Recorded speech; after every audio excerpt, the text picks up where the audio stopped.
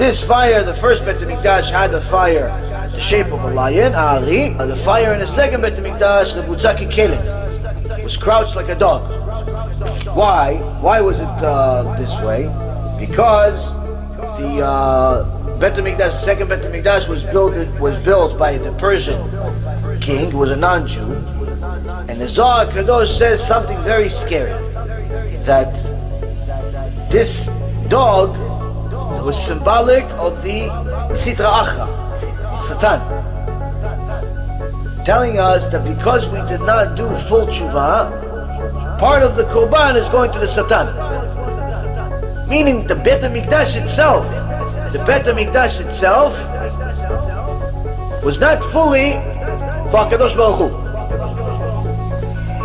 There was control, partial control by the Satan himself on the Bet HaMikdash. Why?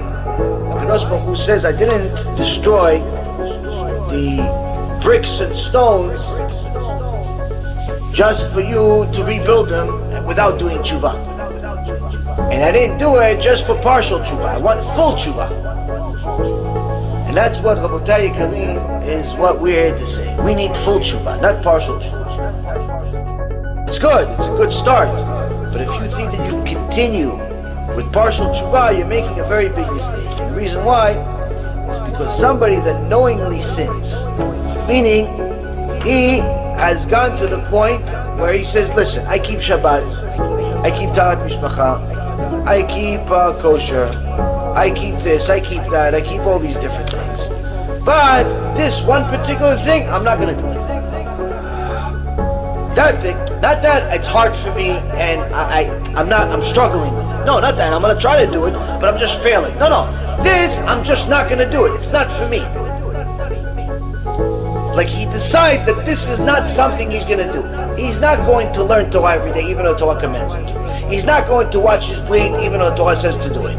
He's not going to do something Torah says to do it. He said, no, this is too much for me. And he decides actively that this is not what he's going to do. Rabotai, the Rambam writes, such a person is a kofer gamur, you cannot count him in minyan.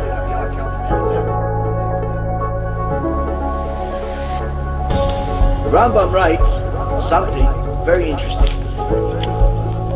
In chapter 3, Halakha number 4,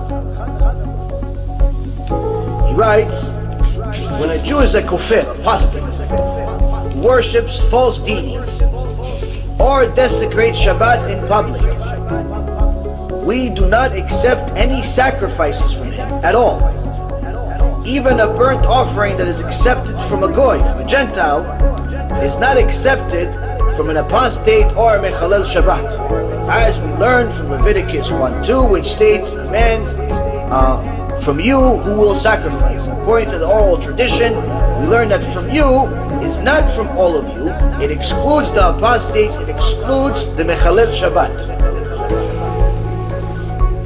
But here the Rambam says something very interesting.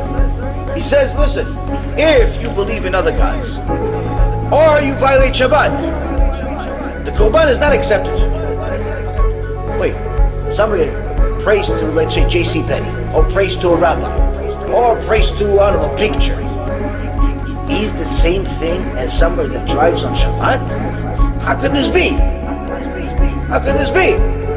The guy's praying to somebody, okay, fine, I understand why he's not existing.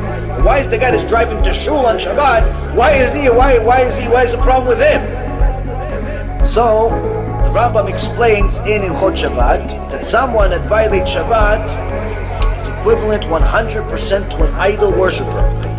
Because the idol worshiper and him are both desecrating Hashem's name, because Shabbat is the cornerstone just of the Jewish faith, just like believing in Hashem is.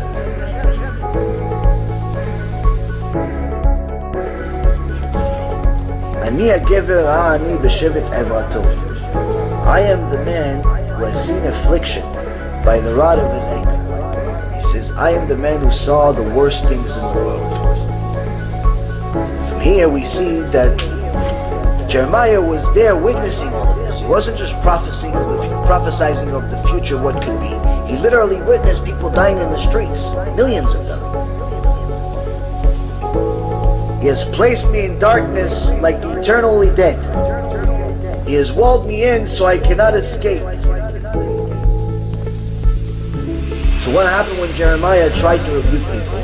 I've become a laughing stock to all my people, object of their jibes all day long.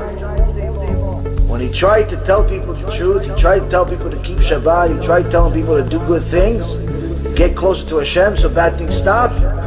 Because there was so many Reshaim, so many wicked speakers, so many fakers that call themselves prophets, it was very hard for people to say, wait a minute, so you're telling me you're one guy that says the truth, but there's 500 that are lying?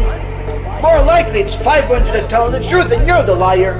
And this is just a bad season, it's just bad weather, it's just bad luck, it's just bad this, it's just bad, it's not Hashem, it's something else.